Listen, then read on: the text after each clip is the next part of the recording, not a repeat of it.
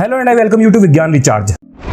चलो जी, छोटा सा रिकैप हो जाए। बहुत पुरानी बात है, इंसान बड़ी ही शांति से जी रहे थे कि तभी एडविन पावेल हबल को याद आया कुछ ठीक नहीं लग रहा है बाबा। और उन्होंने पहली बार आकाशगंगा से बाहर झांका और पाया कि अपन लोग इस दुनिया में अकेले नहीं है रे बाबा, यहाँ तो और भी गैलेक्सीज हैं जो पता नहीं होती रही है तो चल रही है, वो भी अंधाधुंध रफ्तार से। इसके बाद आए फ्रिट्जविकी। अब इनके क्रांतिकारी दिमाग में आया एक खुराफाती आइडिया और इन्होंने सोचा चलो गैलेक्सीज का मास निकालते हैं। और इन्होंने कोमा क्लस्टर का दो तरीकों से मास निकाल लिया, पहले वीरियल थ्योरम की मदद से और उसके बाद ल्यूमिनोसिटी मास इंडेक्स की मदद से। लेकिन मास सेम ना निकला जो कि निकलना चाहिए था। अब इनके दिमाग में भी एक ख्याल आया, कहीं न्यूटन और आइंस्टाइन दुनिया को चूना तो नहीं लगा गए। ओहो तोबा तोबा तोबा, ये तो बड़ा ही विचित्र ख्याल है। उसके बाद इन्होंने सोचा अगर न्यूटन और आइंस्टाइन के फॉर्मूले सही हैं तो लोचा इन गैलेक्सीज में ही है। लो जी, रिकैप खत्म, बस इतना ही था। अब सुनो आगे। फ्रिट्जविकी ने वैज्ञानिक कम्युनिटी में जाकर अपनी बातें बताई जो कि किसी के समझ में ना आई। आएंगी भी कैसे, कभी न्यूटन गलत तो कभी आइंस्टाइन गलत तो कभी गैलेक्सीज के मास में आया हुआ 100 गुना से ज्यादा का अंतर। भाई साहब, उच्च कोटि के दिव्य रसायनों का सेवन करने के बाद भी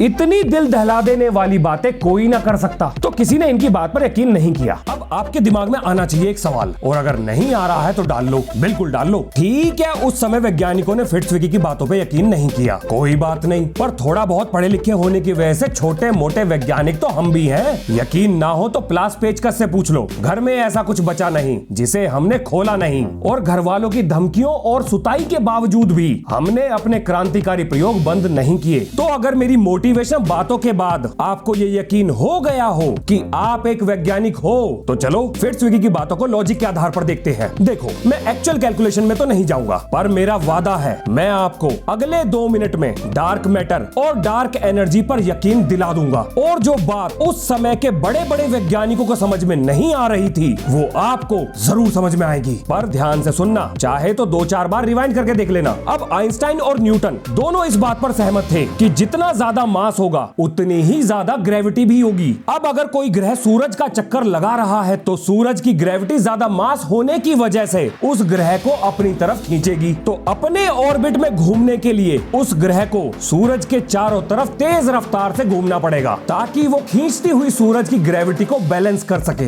और अगर कोई ग्रह सूरज से दूर है तो वो हौले हौले घूम कर भी सूरज की ग्रेविटी को बैलेंस कर सकता है। इसीलिए सूरज के पास मरकरी सबसे तेज यानी 88 दिन और सूरज से सबसे दूर नेपट्यून 164 साल में सूरज का एक चक्कर लगाते हैं। पर एक पल के लिए मान लो कि ग्रह अगर सूरज का चक्कर लगाना बंद कर दे तो कुछ नहीं, सूरज सबको अपने अंदर खींच लेगा। उदाहरण के लिए हेलीकॉप्टर की घूमती हुई पंखड़ियों की रफ्तार जब धीरे होती है तो धरती की ग्रेविटी हेलीकॉप्टर को नीचे खींच लेती है। मानता हूँ बहुत गंदा एग्जाम्पल था, पर काम चला लो। अब यहाँ से मिली हमें 3 काम की बातें। पहली, ज्यादा मास मतलब ज्यादा ग्रेविटी, और अगर ग्रेविटी ज्यादा है तो उसे बैलेंस करने के लिए चीजों को घूमना पड़ेगा। तीसरा, और अगर चीजें दूर हैं तो उनकी रफ्तार उनकी दूरी के हिसाब से धीमी होगी। अब इस फॉर्मूले को देखो, यहाँ पर ग्रेविटेशनल फोर्स मास के डायरेक्टली प्रोपोर्शनल है और दूरी के इनवर्सली प्रोपोर्शनल है। यानी मास बढ़ाओ तो ग्रेविटी बढ़ेगी और दूरी बढ़ाओ तो ग्रेविटेशनल फोर्स घटेगी। अब देखो, गैलेक्सीज का मास बहुत ज्यादा है तो ऊपर वाले फॉर्मूले के हिसाब से उन्हें अट्रैक्ट होकर आपस में मिल जाना चाहिए, पर वो तो मिलने के बजाय दूर जा रही है। यानी कुछ तो लोचा है। कौन धकेल रहा है उन्हें? भाई साहब, डार्क एनर्जी। चलो, अब अगर वो दूर जा ही रही है तो दूरी बढ़ने पर फोर्स ऑफ ग्रेविटी कम हो जाती है, तो कम से कम अब तो धीरे हो जाओ। पर धीरे होने के बजाय वो तो पहले से भी ज्यादा तेज हो गई है। ये किसकी वजह से हो रहा है? डार्क मैटर की वजह से। अब क्योंकि उस समय ये बातें किसी को समझ में नहीं आ रही थी तो फ्रिट्जविकी ने इनका नाम डार्क मैटर और डार्क एनर्जी रख दिया। तो अगर कोई खुराफात की खुजली से परेशान आदमी आपसे ये पूछे कि इसे डार्क नाम कहां से मिला तो ऑलर कॉलर चढ़ाकर ये जानकारी रूपी दवाई उसे चिपका देना। अब फ्रिट्जविकी के 50 साल बाद एस्ट्रोफिजिसिस्ट वेरा रूबन ने अपने एक अध्ययन में यह पाया कि गैलेक्सीज के बाहर मौजूद तारे अंदर के तारों की तुलना में बहुत तेज रफ्तार से घूम रहे हैं, जो कि फिजिक्स के नियम नियम के हिसाब से असंभव था। उन्होंने बार बार लगातार चेक किया, परंतु जो हो रहा था उसे ना तो नकारा जा सकता था और ना ही विज्ञान की मदद से समझाया जा सकता था। और ऐसा क्यों,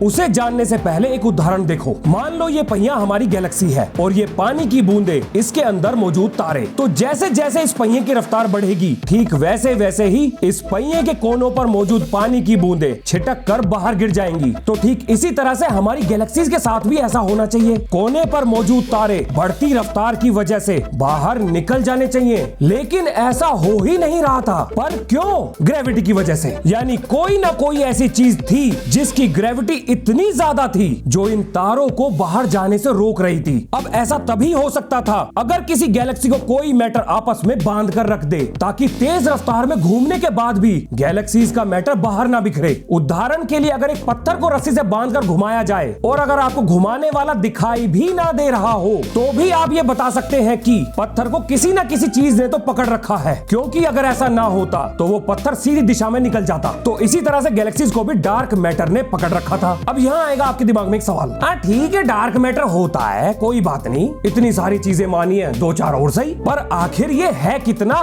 तो ये रहा उसका जवाब। अब डाटा थोड़ा बहुत इधर हो सकता है, तो इसे लेके कमेंट बॉक्स में हल्ला मत काटना। अब इंसानों को तो ये यकीन हो गया था कि डार्क मैटर और डार्क एनर्जी होते हैं, तो बारी थी ये पता करने की कि डार्क मैटर और डार्क एनर्जी असल में है क्या। क्योंकि आप ऐसी चीज को कैसे पकड़ोगे या पता लगाओगे जिसे देखा ही ना जा सके। तभी विज्ञान के हाथ एक सबूत लगा जिसने पूरी कहानी ही पलट दी। पता है ये सबूत किसने दिया था? खुद डार्क मैटर ने। तो क्या था ये सबूत? कैसे हाथ लगा? पहले हाथ क्यों नहीं लगा? और फिर ऐसा क्या हुआ जिसने सबके होश उड़ा दिए? और क्यों ये जानकारी इतने दिनों तक छुपा के रखी गई? वैज्ञानिकों ने ऐसा क्या देख लिया जो वो इसके बारे में खुल के बात नहीं कर रहे थे? Now I can say welcome to astrophysics. कहानी अभी बाकी है मेरे दोस्त, मिलते हैं नेक्स्ट वीडियो में। जय हिंद, जय भारत।